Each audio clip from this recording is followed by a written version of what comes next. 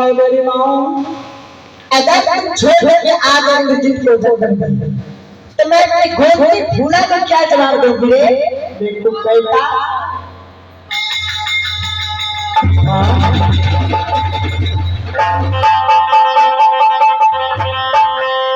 जी जी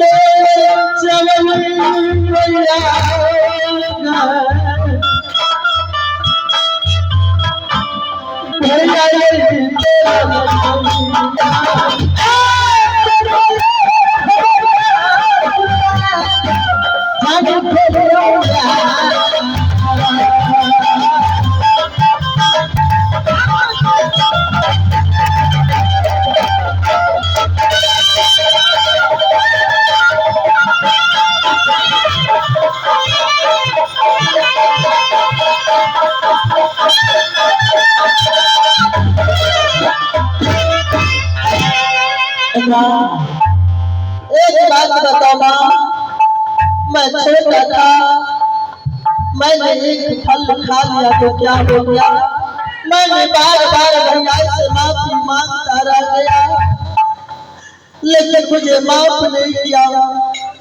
इंद्रजीत हाँ माँ, ठीक है, सारे बातें को भूल जाओ, अपनी माँ से ये सब बात मत मांगना। नहीं माँ, मैं अपना माँ को बताऊंगी, मैं जा रहा हूँ माँ, मैं जा रहा हूँ। नहीं माँ, ठीक है चले जाओ घर के अंदर,